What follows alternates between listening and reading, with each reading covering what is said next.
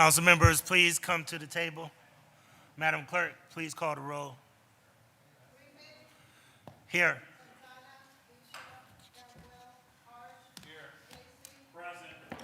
Present. Thank you, and I jump right into roll call, but today is Monday, April the 20th. This Committee of Diversity, Equity, and Inclusion, Finance, Diversity, Equity, and Inclusion is called to order. And first, we will hear Parks and Recreation. This is ordinance number 226-2026 by Council Members House Jones, Bishop, and Griffin by departmental request.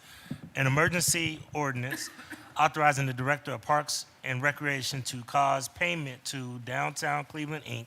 for the cost of providing landscaping maintenance services at malls B and C in the year 2025. Director, and please announce who your guests are. Thank you, Chairman. I am here today representing the Department of Parks and Recreation alongside Sam Rocco with Downtown Cleveland, Inc., and Nicole Carlton, also with Downtown Cleveland, Inc. Today, we are before this committee requesting authorization to pay Downtown Cleveland, Inc. for the maintenance of the malls at Mall B and C for the year 2025. Parks and Recreation, as a new department, received the authority to work and collaborate with the partners as it relates to public space downtown.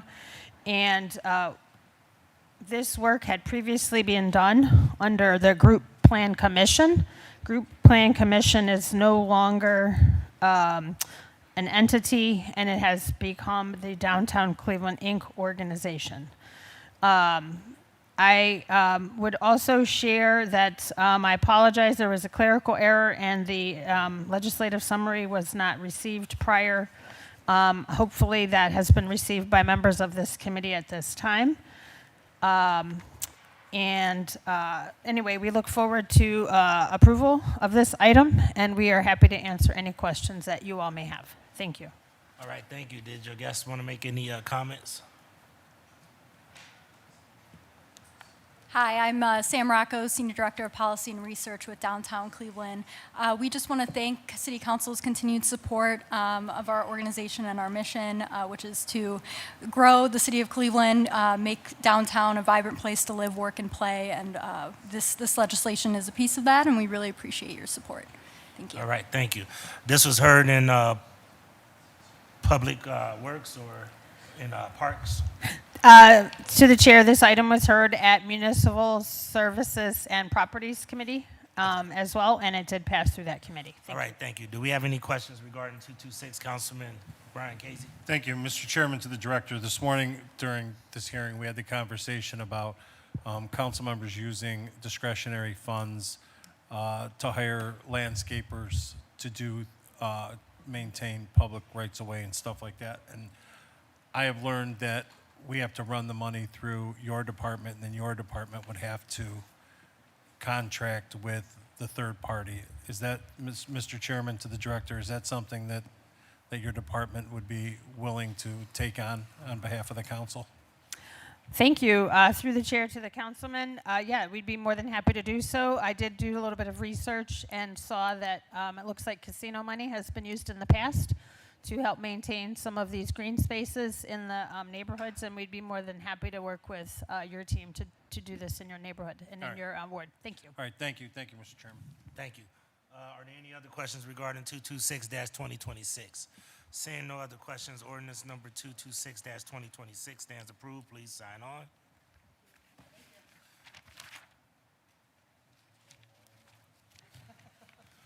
All right, we'll go to capital projects and Public Works.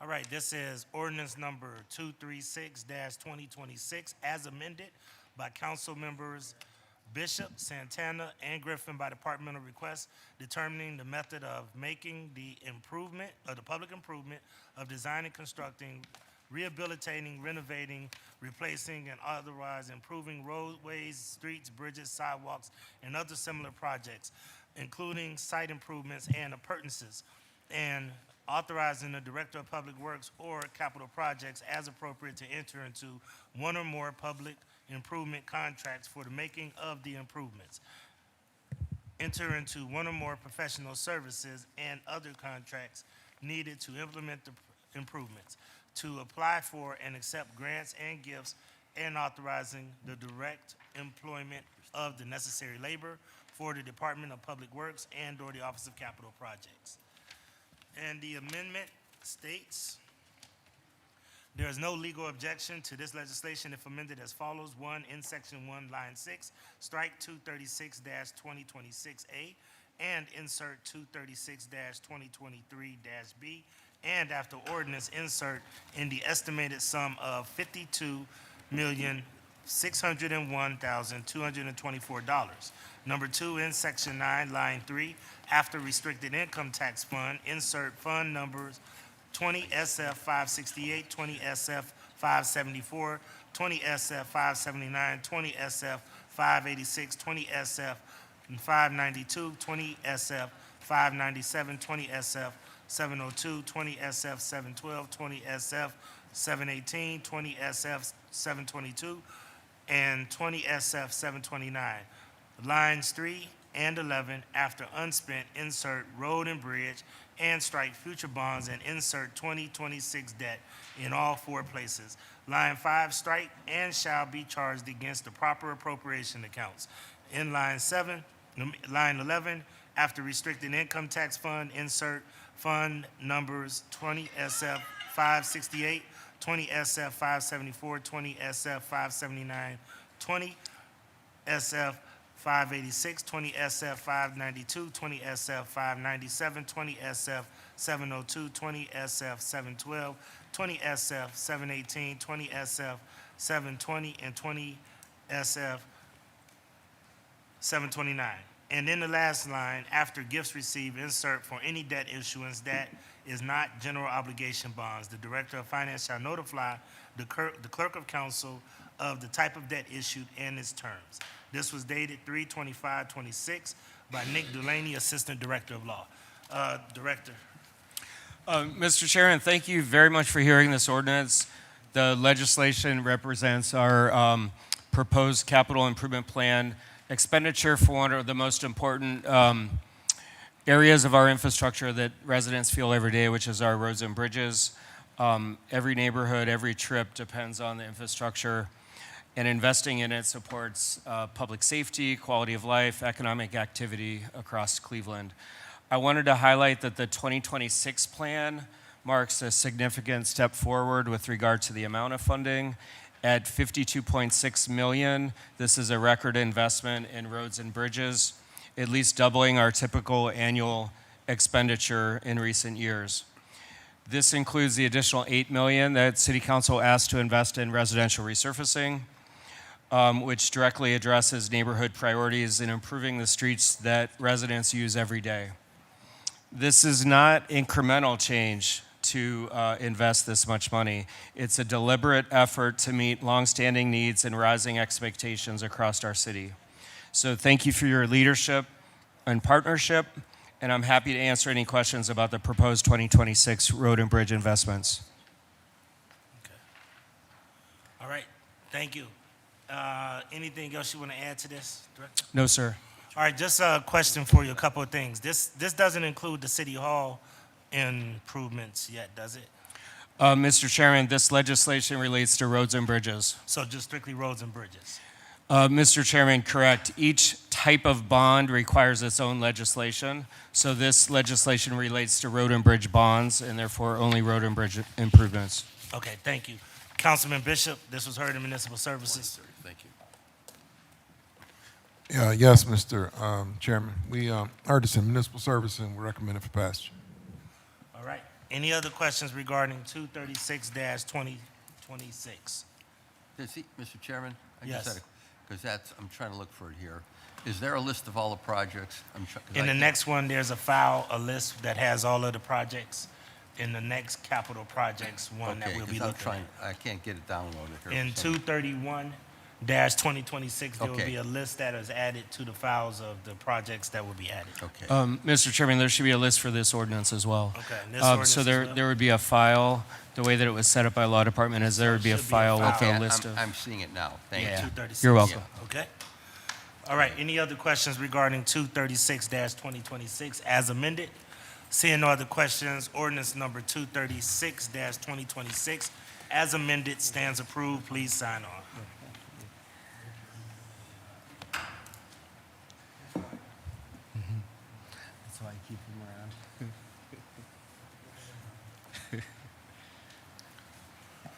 All right, this is the companion piece for capital projects. And there is a file attached to this one as well.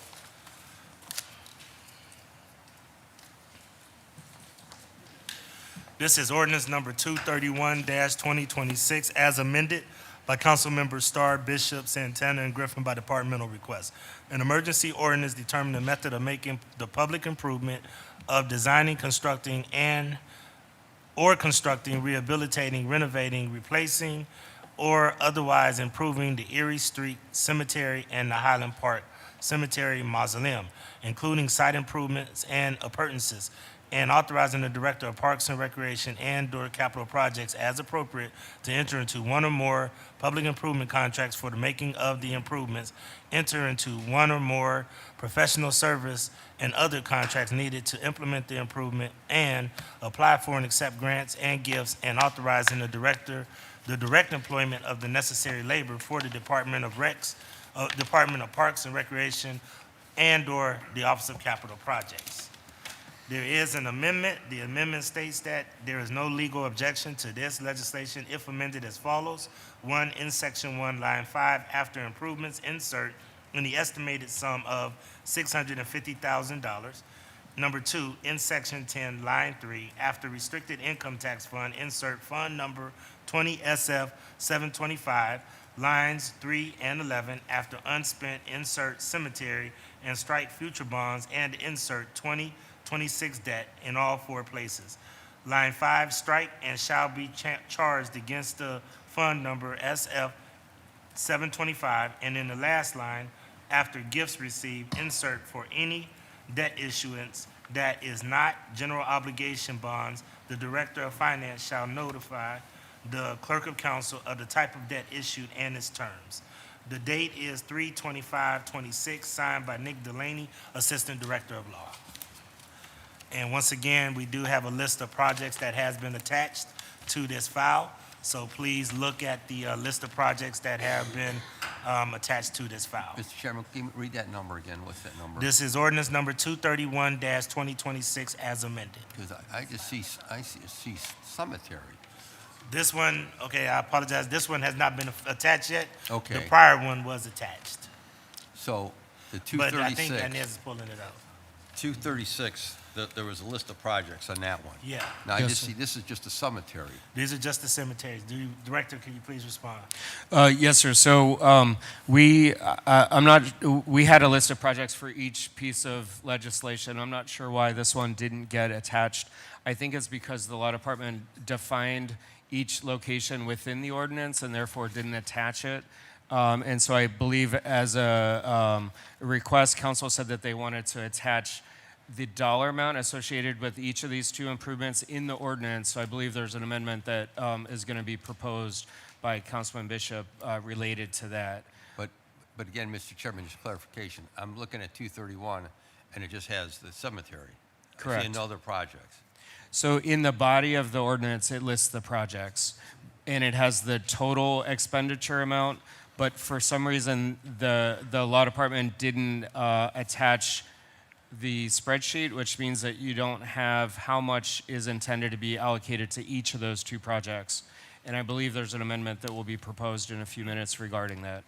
Okay, I got to try to find that. All right, Councilman Bishop. Yes, Mr. President, I'd like to make an amendment. Please proceed. Yes, Mr. President, in Section 1, after improvements, insert, in quotes, as described in file 231-2026-A. Attorney, do you have that? All right, do we have a second to the amendment that has been proffered? Councilman Starr is seconding the amendment. Any discussion regarding this amendment? Call the question. All in favor, say aye. Aye. Any opposed? The ayes have it. The amendment I carries. have a question on the piece. Councilman Polisic on question on the General 231. Because Mr. Chairman, I pulled up the legislation, and I pulled up the summary, and outside of the cemetery, I see no list of projects. Could you elaborate? Yes, Director? so through the chairman and the councilman, so the amendment that Councilman Bishop just read Yes. in, it would add a spreadsheet that relates to the two projects. So that the reason for his amendment was to add what you're looking for currently on your tablet. Okay, so I want to get clarification. Yes. Outside of the cemetery, which is estimated cost of what, $640,000? That's right, $650,000. Then what other projects are in there? Because I don't see them. Yes, sir. So may I present? Yes. Can you please? So thank you for hearing this piece of legislation.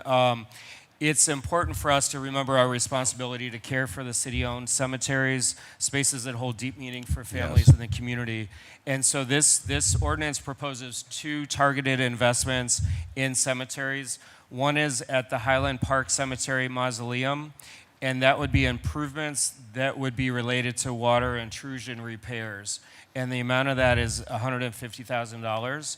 And the second project is the Erie Street Cemetery.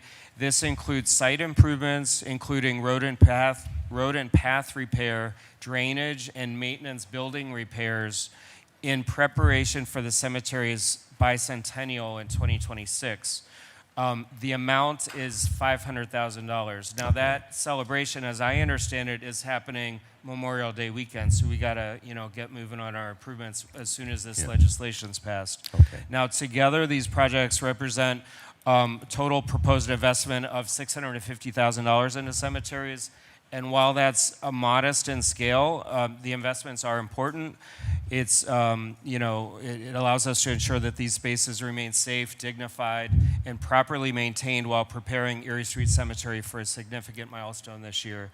Yes. I would like to say that there were some questions after the MSP committee in case other council members are curious.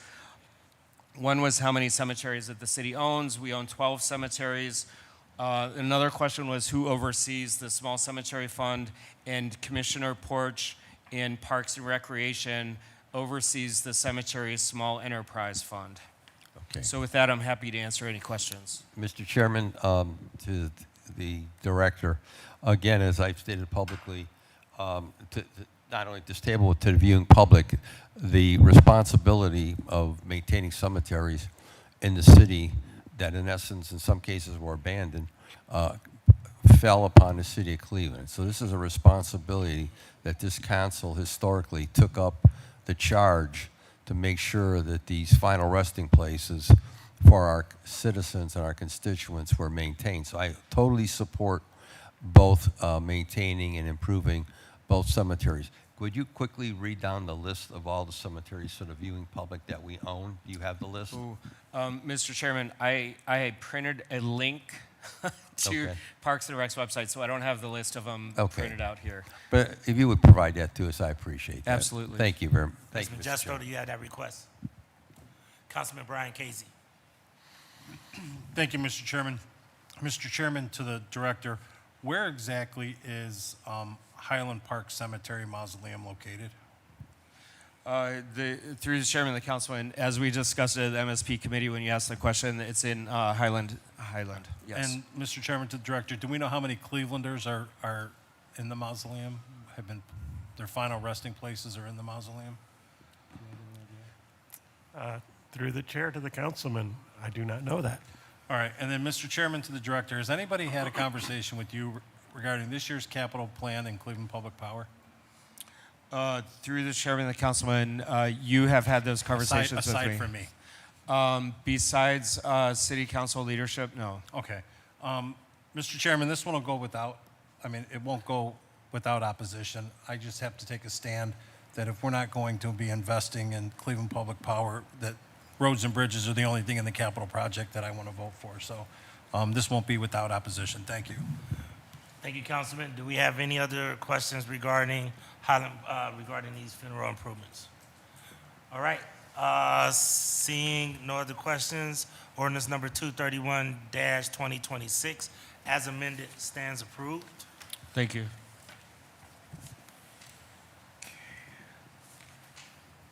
Wait, but, Mr. Chairman, before the director leaves. Director, 1 second.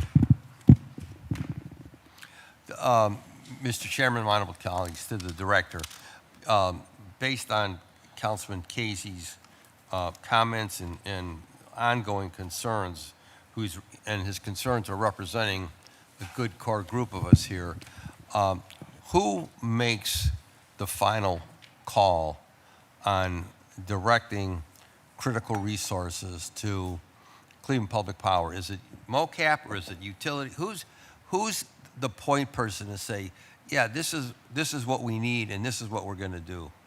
Mr. Chairman, so to date, MOCAP has never been involved in those discussions. Okay. So it would be the Department of Public Utilities, it would be the Chief Operating Officer, it would be the mayor, it'd be the, Okay. City Council with their input. So but the- not MOCAP. So the buck stops at the mayor's desk. Yes, sir. Okay, because that's what we need to understand here, because many of us are concerned about the grid of clean public power, the system itself, the reliability of the system, and so, and I'm saying that to the viewing public as well, who've experienced these issues.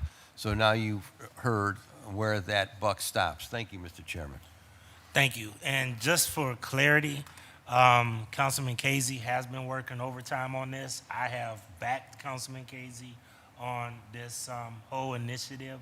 And I want to be honest with the listening public. $5 million is not going to get it. It's going to take a significant investment. And it's my understanding, working with Councilman Casey and talking to Director Kane, that Director Kane and Chief Tillman are going to be submitting a plan in the very near future. And we have to, I also watched some of Councilman Starr's meeting, and I think that the administration stated at his meeting as well that they would actually be coming forth with a plan, and we're eagerly looking forward to that. But we also want to keep in mind that we cannot use general fund dollars, if I'm not mistaken, to pay for a lot of the enterprise fund projects. So we can? Okay. So we can use general fund, we can't use enterprise funds Correct. to supplement the general. That's right. Okay, Correct. all right, so I just want to make sure, thank you for that clarification, Councilman. So, but bottom line is, this is a priority, and it's something that we have been talking with the administration about, so thank you so much, okay? All right, thank you. All right, next is ordinance number 406-2026, as amended by council members Casey and Griffin by departmental request, an emergency ordinance authorizing the city of Cleveland to participate in the Sustainable Ohio Public Energy Council electric aggregation program to serve residential and small commercial customers, and authorizing the Director of Finance on behalf of the Office of Sustainability to enter into one or more contracts with the Sustainable Ohio Energy Council to implement the electrical aggregation program for a period of up to 36 months, beginning with the 2026 meter read cycle. Director, let me read the amendment. There is no legal objection to this legislation if amended as follows. 1, in the title, line 6, after finance, insert, and Director of Public Utilities, and strikes line 10, 11, and 12 in their entirety, and insert aggregation program for a period up to 1 year, beginning with the August 2026 meter read cycle, with 2 options to renew for additional periods up to 1 year, both exercisable with additional legislative authority. 2, in Section 2, lines 1 and 2, in Section 2, lines 4 and 5, in Section 3, lines 1 and 2, and in Section 5, lines 1 and 2, after finance, strike on behalf of the Office of Sustainability is, and insert, and Director of Public Utilities on behalf of the Office of Sustainability are in all 4 places.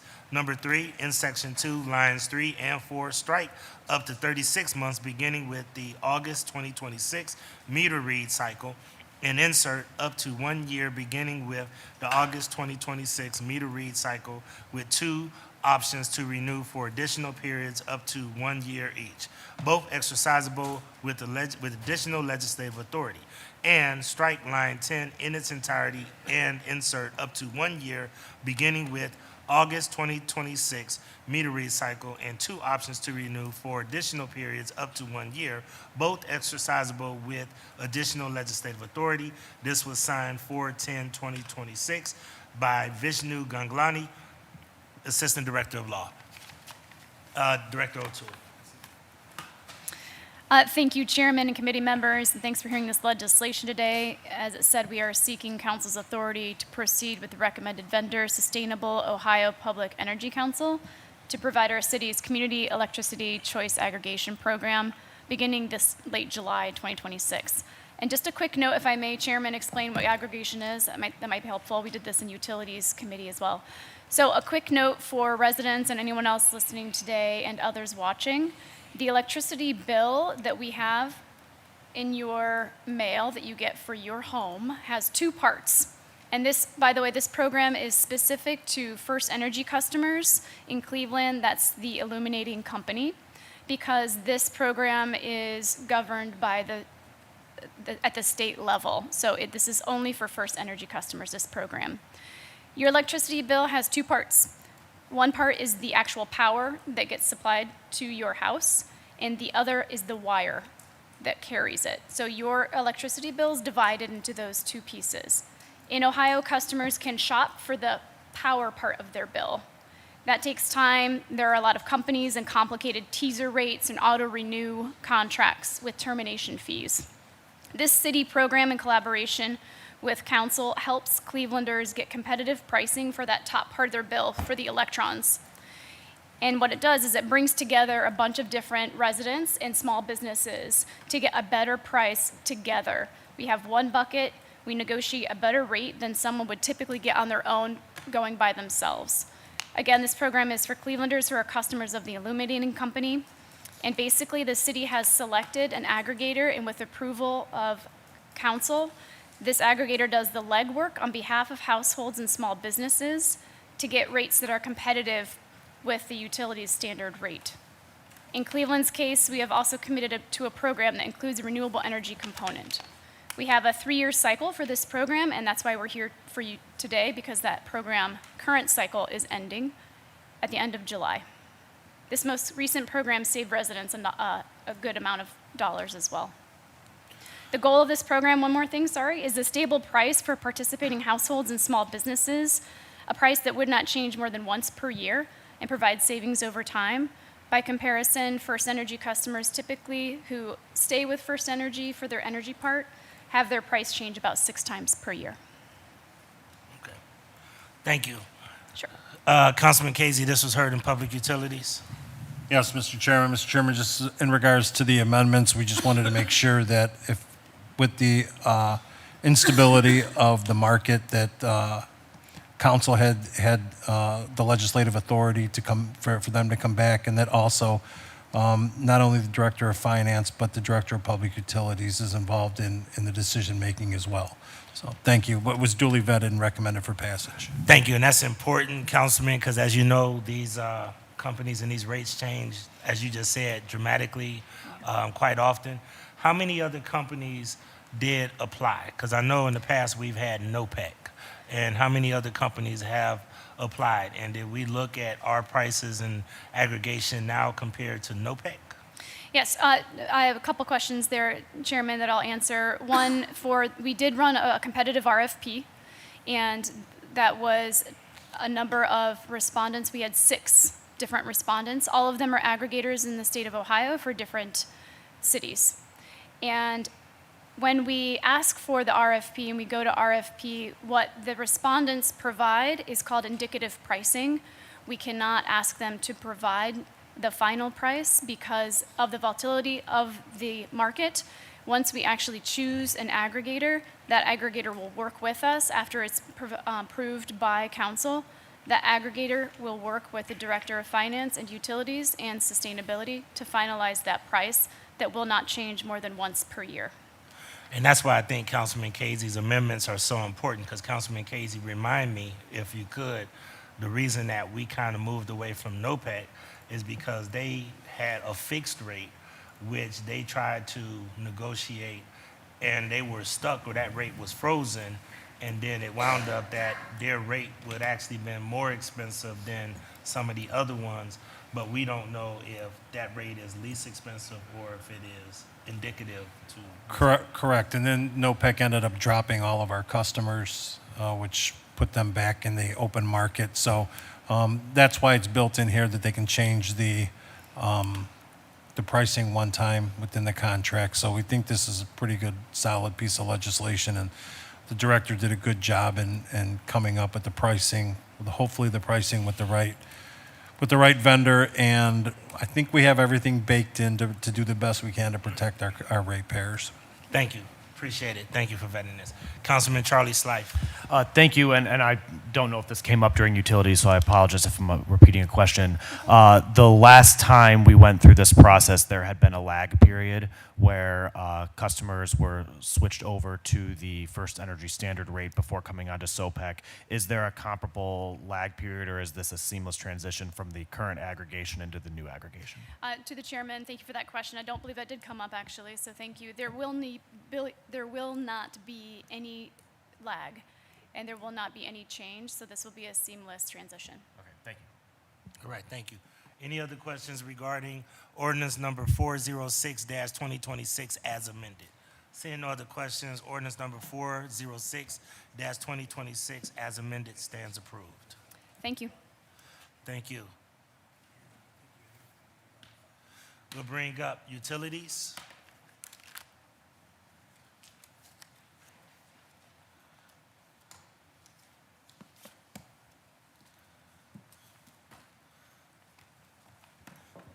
All right.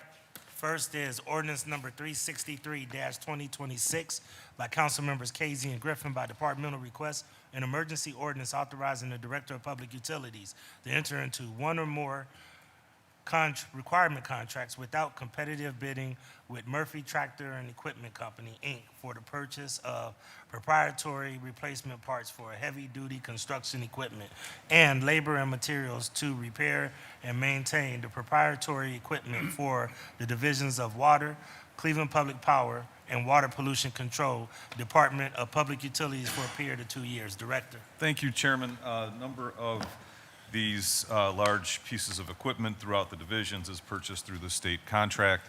Lately, it has been John Deere. John Deere has a proprietary service entity in our region of the state, and that is Murphy Tractor. We do like to keep these pieces of equipment working. A lot of the parts and maintenance are still under warranty, which requires us to also go to Murphy. Looking to continue that relationship for 2 years, approximately $325,000. All right, thank you. Councilman Brian Casey. It's duly vetted and recommended for passage out of utilities. Thank you. Do we have any questions regarding 363-2026? Seeing no questions, ordinance number 363-2026 stands approved. Please sign on. Next is ordinance number 407-2026 by council members House Jones, Hudson, Santana, Slife, Casey, and Griffin by departmental request, an emergency ordinance determining the method of making the public improvement of constructing the Archwood Avenue and West 39th Street, Bradgate Avenue, Clybourne Avenue, East 58th Street, and Luther Avenue area sewer replacement projects, authorizing the Director of Public Utilities to enter into one or more public improvement contracts, authorizing the Director to employ one or more professional consultants necessary to design the improvement, and authorizing the Director to apply for and accept any loans or grants from any public or private entity. Director. Thank you, Chairman. This is Water Pollution Control's annual capital improvement plan for sewer replacement based on existing data that the Commissioner and his team monitor very closely, identifying those areas of our service area under that have the most need. These projects have been identified. We do anticipate going out to bid. approximately $5.4 million. We do seek any available grants to pay for this, but as it currently stands, the language for financing is loose and includes everything, and we do also plan to partner with NEORSD for the community cost share. Thank you. Councilman Casey. Duly vetted and recommended for passage out of utilities. All right, do we have any questions regarding 407-2026? Seeing no questions, ordinance number 407-2026 stands approved. Please sign on. Next, we have ordinance number 408-2026 by council members Casey and Griffin by departmental request. An emergency ordinance authorizing the purchase by one or more requirement contracts of plumbing services and backflow testing and inspection, including labor and materials necessary to repair, replace, and install existing and new equipment and appurtenances, and the purchase of any of the necessary equipment and appurtenances for the various divisions of the Department of Public Utilities for a period of 2 years. Director. Thank you, Chairman. This piece historically was for the Division of Cleveland Public Power, as they don't have plumbers on staff, whereas Water and Water Pollution Control has DPU plumbers. However, recently we've also expanded it to include backflow services, which are a requirement of our facilities, and it is heavily regulated by the state. So we use this also for compliance of backflow. Approximately $425,000 over the life of the contract, which we will go out to bid for. Thank you. Councilman Brian Casey. It was duly vetted and recommended for passage out of utilities. Thank you. Do we have any other questions regarding ordinance 408-2026? Seeing no other questions, ordinance number 408-2026 stands approved. Please sign on. Next up is ordinance number 409-2026 by council members Casey and Griffin by departmental request. An emergency ordinance authorizing the purchase by one or more requirement contracts of various sized PVC and FRE duct line materials for the Division of Cleveland Public Power, Department of Public Utilities for a period of 2 years. Director. Thank you, Chairman. The PVC and FRE conduits and fittings and the molded junction boxes and the solvent cements that include in piecing that together to distribute power is something we use on a regular basis. We do anticipate going out to bid. We budget approximately $500,000 per year. Thank you. Councilman Casey. Duly vetted, recommended for passage out of utilities. Do we have any questions regarding ordinance number 409-2026? Seeing no questions, ordinance number 409-2026 stands approved. Last utilities piece, ordinance number 410-2026 by council members Casey and Griffin by departmental request. An emergency ordinance authorizing the purchase by one or more requirement contracts of labor and materials necessary to maintain and repair substations, including roofs and landscaping, and to evaluate, test, maintain, repair, or replace substation equipment, including but not limited to transformers, switch gears, circuit breakers, batteries, fiber optic splicing, and training if necessary for the Division of Cleveland Public Power for a period of up to 2 years. Director. Thank you, Chairman. This is our substation maintenance piece, which beyond those that you just mentioned from the caption also includes the roofing materials, fencing materials, and foliage management, because everything you do around high voltage power transmission does require special licenses and accreditations. So this contract, and we do anticipate going out to bid, would give us the necessary resources to augment existing CPP staff in the maintenance of our substation network. Current contract expires in August, and we do anticipate or budget approximately $6 million for the 2-year period. Thank you. Councilman Casey. Duly vetted, recommended for passage out of utilities. Thank you. Any questions regarding ordinance number 410-2026? Seeing no questions, ordinance number 410-2026 stands approved. That's it for utilities. Director, just a point of miscellaneous briefly. If you could have anybody look at 82nd and Woodland, there is a pole that is hanging up literally by ropes tied to 2 trees. And I know we brought it up to you and Chief, or you and Commissioner Danielson, but if you could have somebody look into that, that'd be very good. Got it. Thank you, sir. Chairman. Appreciate it. All right. Office of Prevention, Intervention, and Youth Opportunities.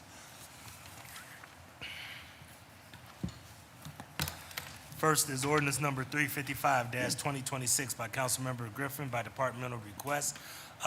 Councilman Starr, you heard all of these in your committee, right? Yes. Madam Clerk, for all of these pieces, they should also have Councilman Starr as a sponsor on all of these as well. So could we make sure that his name is added to all of these pieces that I'm about to go through? Is that appropriate, Councilman Starr? Yes. Okay, thank you. All right, first is ordinance number 355-2026 by Council Members Griffin and Starr by departmental request, an emergency ordinance authorizing the Director of Finance on behalf of the Mayor's Office of Prevention, Intervention, and Opportunity to enter into one or more contracts with Art House, Inc. for the purpose of providing art lessons and activities with artists for youth and young adults under the city's out-of-school time program for a period of 1 year with 2 one-year options to renew, exercisable by the Director of Finance. Director. Good afternoon, everyone. I'm Sherry Ellery, Interim Director of the Mayor's Office of Professional Prevention, Intervention, and Opportunity, and with me today is Samantha Holmes, who is the Senior Program Manager. We're seeking authorization on 7 pieces of legislation to support our partnership with the Department of Parks and Recreation to provide expanded programs for out-of-school time programming, both in our neighborhood resource and recreation centers and also in other community spaces. We appeared April 14th, as so noted, before the Workforce Education, Training, and Youth Development Committee and provided a presentation around the work that each of these programs will be doing. The committee moved these 7 pieces forward. As you know, summer is a very important season for us, and we're looking forward to providing our youth with programs that will keep them engaged. It's also important to note that almost all of our programs also weave a social emotional learning component throughout the program. Thank you. Councilman Starr on 355-2026. Properly vetted, so moved, went through the Workforce Education, Training, Youth Development Committee. Thank you. Any questions regarding ordinance number 355-2026? Councilman Michael Polinsky. You want to do all of these and then miscellaneous? Okay, so Councilman Polinsky, we'll do a miscellaneous after we do these pieces of legislation. Then he would like a miscellaneous on the general department. Seeing no other questions, ordinance number 355-2026 stands approved. Please sign on. You got me all out of order, brother. Help put me back together, man. Put me back together, man. Come on, man. Help put me back together, man. It's all approved. All right, okay, we got it. I got a system here. All right, here we go. I like this. Hold on. Let me get back together. All right. Next up is ordinance number 356-2026 by Council Members Griffin and Starr by departmental request, an emergency ordinance authorizing the Director of Finance on behalf of the Mayor's Office of Prevention, Intervention, and Opportunity to enter into one or more contracts with the Beat the Streets Cleveland for the purpose of providing after-school programming involving structured physical activity and social-emotional learning to promote fitness, discipline, and healthy lifestyle habits for youth and young adults under the city's out-of-school time program for the period of 1 year with 2 one-year options to renew, exercisable by the Director of Finance. Director. That's a good. To the chair, this is another one of the ones that we presented before the Workforce Committee. Thank you. Councilman Starr. Properly vetted, and so moved. Thank you. Councilman Kevin Conwell. So beat the streets, can you elaborate on that, Director, a little bit more? You beat the street, beat what? If you could respond to Councilman, and then I'll bring up Councilman Starr. Through the chair, yes. This is a wrestling program, but it also provides a roadmap for leadership as well. They do a lot of social emotional learning work along with mentorship, and they teach them academic and life skills as well. So it's a very comprehensive program. The the representative from Beat the Streets also came to the April 14th presentation. And you will have it in different rec centers? This will be at Stella Walsh and at Glenville in the summer. Okay, yeah. All right. No more problems. Okay. Through the chair. Councilman Richard Starr, follow-up? Yes, just as you just heard from the director, to the chair, to Councilmember Kevin Conwell, Beat the Streets is a wrestling program. It is actually located in the new Ward 3, right off of Broadway, right across the street from the Boys and Girls Club in the old Dollar Tree facility. I've been having good participation working with this organization since they moved into that facility when it was the old Ward 5. Demetrius Williams and his team does a great job with bringing kids to their facility, first engaging with them with wrestling, but also teaching them mentorship, leadership, and development, community service, outreach, and different programs just to bring each of them together. In addition, Councilmember Shaw actually was one of the wrestler coaches through this program through his previous work before he became a council member. So I do understand the work that they do. I support the initiative, and I believe the residents in Glenville will definitely appreciate Beat the Street program coming in summer. Thank you very much, Councilmember to the chair. Thank you very much, especially at the Glenville Rec, too. So thanks. And you're right, Demetrius does a great job. I had the fortune of working with him at Fairfax when he started the program, so great program. Glad that he's getting an opportunity to continue to mentor these young fellas. All right, seeing no other questions, ordinance number 356-2026 stands approved. Next up is ordinance number 357-2026 by Council Members Griffin and Starr by departmental request, an emergency ordinance authorizing the Director of Finance on behalf of the Mayor's Office of Prevention, Intervention, and Opportunity to enter into one or more contracts with Center for Arts-Inspired Learning for the purpose of providing music lessons to youths in grades 3 through 12 under the city's out-of-school time program for a period of 1 year, with 2 one-year options to renew, exercisable by the Director of Finance. Director. To the chair, again, we did present this April 14th to the Workforce Committee, and this program is currently at Cadell, at Collinwood, and at Studio 105. Thank you. Councilman Starr? Properly vetted in the Workforce Committee and moved on and was passed. Thank you. Seeing no other questions, ordinance number 357-2026 stands approved. Next up is ordinance number 358-2026 by Councilmember Griffin and Starr. By departmental request, an emergency ordinance authorizing the Director of Finance on behalf of the Mayor's Office of Prevention, Intervention, and Opportunity to enter into one or more contracts with Holden Forest and Gardens for the purpose of providing hands-on STEM-based educational experiences under the city's out-of-school time program for a period of 1 year, with 2 one-year options to renew, exercisable by the Director of Finance. Director. To the chair, this is our Healthy Trees, Healthy Communities program, and it will be held at CFA and Kvassic this summer. Thank you. Councilman Starr? Properly vetted in Workforce Education Training Youth Development Committee. So moved. Thank you. Seeing no other questions, ordinance number 358-2026 stands approved.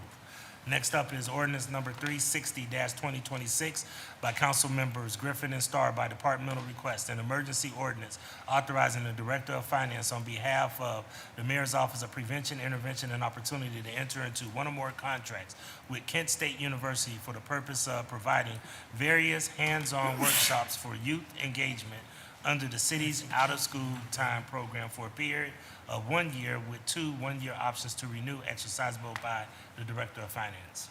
Director. Mr. Chair, this is a stipend-based program, and it will be offered at Alexander Hamilton and Clark this summer, and in the fall, it will be offered at Michael's Own. Thank you. Councilman Richard Starr. Properly vetted in Workforce Education Training Youth Development Committee, and it passed. Thank you. Seeing no other questions, ordinance number 360-2026 stands approved. Please sign on. Ordinance number 361-2026 by Council Members Griffin and Starr by departmental request, an emergency ordinance authorizing the Director of Finance on behalf of the Mayor's Office of Prevention, Intervention, and Opportunity to enter into one or more contracts with Making a Difference Consulting, LLC, for the purpose of providing an 8-week-long summer program focused on well-being and college career readiness for youth in the age range of 11 to 17 under the city's out-of-school time program for a period of 1 year with 2 one-year options to renew exercisable by the Director of Finance. Director. Through the chair to the committee, this is a very exciting program that is going to focus on workforce readiness. The youth will experience those careers in barbering, recording arts, music production, entrepreneurship, and financial literacy. Thank you. Councilman Starr. Yep, heard in Workforce Education Training Youth Development Committee, recommended for passage. Thank This you. is located- Do we have any questions regarding 361-2026? I do. Councilman Kevin Conwell. This is located where, I like this, so they're gonna do performing arts, but they have a studio in there, or what? What's going on? Through the chair to Councilman Conwell, you will be thrilled to know that this program will be at Lonnie Burton and at Glenville. Oh, and they got a studio in there too? No, recording arts and music production, but it's not at Studio 105. Okay, but what recording artists, through the chair, you have coming through there? I would have to go back through and look at the proposal.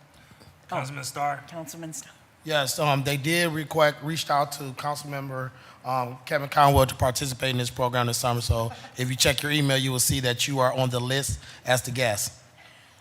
Oh, so moved. All right, seeing no other questions, ordinance number 361-2026 stands approved. Last workforce piece, ordinance number 362-2026 by Council Members Griffin and Starr by departmental request, an emergency ordinance authorizing the Director of Finance on behalf of the Mayor's Office of Prevention, Intervention, and Opportunity to enter into one or more contracts with the Eleanor B. Rainey Memorial Institute for the purpose of providing various arts education and enrichment activities under the city's out-of-school time program for a period of 1 year with 2 one-year options to renew, exercisable by the Director of Finance. Director. Through the chair, this will be held at their sites, at Rainey's sites. They have one on the east side at Huff and one on the west side at Clark Fulton, and we'll have 25 seats at each site. Thank you, Councilman Starr. Properly vetted, recommended for passage. All right, thank you so much. Seeing no other questions, ordinance number 362-2026 stands approved. Please sign on. Thank you so much, Director.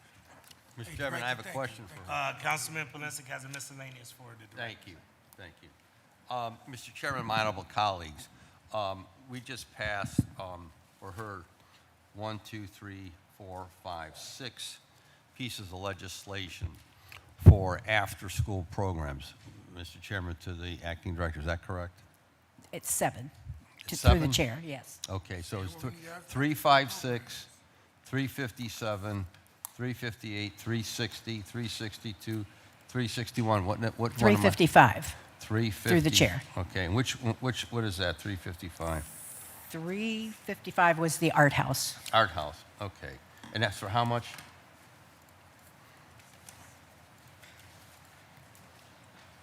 $56,608. 56,800? 608. 608, okay. Art House, okay. Mr. Chairman, my honorable colleagues, to the acting director and to her team, these are all after-school programs that I'm assuming are going to provide critical resources to young people in those respective neighborhoods that you've pointed out, correct? That is correct, through the Okay. chair. Are you aware that as a result of Collinwood High School being recommended to be closed by the mayor and the school board and Dr. Morgan, that the after-school program at Collinwood is going to disappear? Through the chair, yes, we are aware of that, and that is why we did some specific programming at the Collinwood Neighborhood Resource and Recreation Center. The Art House program will be held there. And then we also are doing the Making a Difference program at Glenville, in the Glenville neighborhood, which will cover the Collinwood as well, and that's, Okay. you know, we specifically But the, identified that. Mr. Chairman, to the acting director, the rec center is approximately 3 miles to the north. Glenville Rec, I'd say it's at least 2 miles, if not more, to the west. And so in the south, in the Collinwood Village community, which now Councilman Conwell and I both represent with the redistricting, there are going to be no after-school programs. And as I indicated to the mayor earlier late last year and earlier this year, about the closing of Collinwood High School, recommended closing Collinwood High School, there was no thought given to the after-school programs that we have funded. City Council has funded, and we have funded them for years. So I'm greatly concerned that in that whole neighborhood, what we refer to as the SPA, Collinwood Nottingham, which runs from 131st Street east along St. Clair, there's going to be no after-school program, since he's also supporting the closure of Hannah Gibbons Elementary School. So, Mr. Chairman, to the director, I'm going to ask of you. I'd like the PIO to take a good hard look at the neighborhood there and see what programming can be implemented in that area. I'm greatly concerned about the disinvestment, the lack of concern for that area, because not only that area take in Collinwood Village, Collinwood Dining, but also services the Euclid Green neighborhood along Euclid Avenue. And as I indicated to Mayor, I don't believe, I thought he was greatly misled over the whole school issue by Dr. Morgan and the school board as it pertains to the reduction of services and programs on the northeast side. And this only reinforces it to me, what I'm looking at here. So I'm not going to belabor the point, Mr. Chairman. But if people, if you think people in a neighborhood don't see what's taking place here, the disinvestment, then they, because Stevie Wonder could see what's happening here. The disinvestment, lack of programming for kids and young people in this area. So I just want to make that, I want to present that at the table to the acting director, because this is outrageous what's taking place here. You've isolated, not you, acting director, because you're trying to do the best you can, but the administration has totally ignored this entire section of the city of Cleveland, and it's become very clear to all of us about the lack of concern for this area. So I'll leave it at that. Thank you, Mr. Chairman. Thank you. You know, Thank you. can I say something? Councilman Conwell. I just inherited this area in January the 6th, and as I mentioned to Councilmember Mike Polensek yesterday, although I have the baton now, but they're in my ear. Isn't that right, Councilmember That's right. Polensek? They're in my ear about it, and they're beating me up. And I want to help. I got to try to seek to understand it more, but they're saying what he just narrated. Yes. And they tearing me up about it. And I can't tell them I just inherited the area, because a lot of things I fought for before I became the council member over there. I didn't even know I was going to be the council member over there until later, and we made that move. But since I'm there now and I have the baton, I can't say anything. They're at my meetings. They tear me up badly. So we got to figure that out. I have to talk with the administration. And I'm getting calls on Sunday mornings about several things. It's just that area is have a lack of resources, and it's been just broken down. But I don't know, was the person there before fighting for the area or not? I don't know.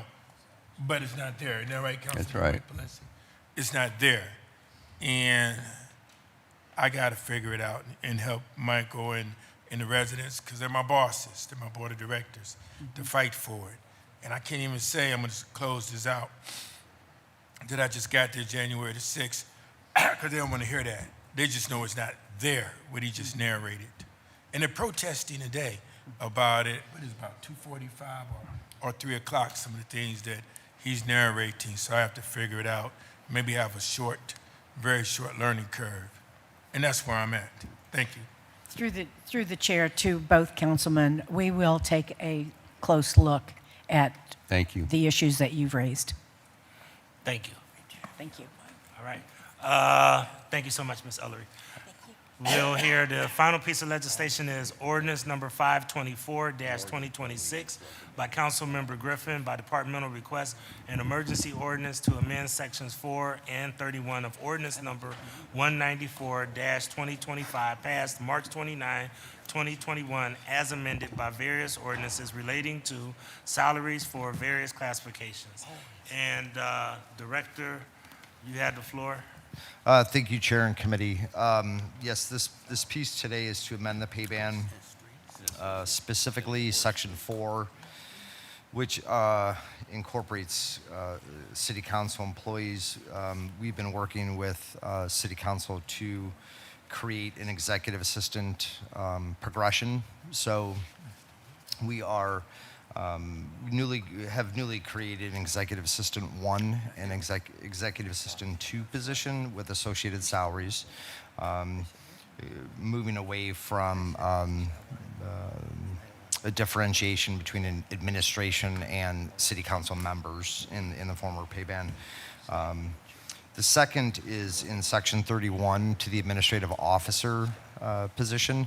And this is to amend the maximum salary to bring it more in line with the market for purposes of recruitment. Those are the two major changes to these sections. I'm certainly happy to answer any questions. Thank you. Thank you. Are there any questions for 524-2026?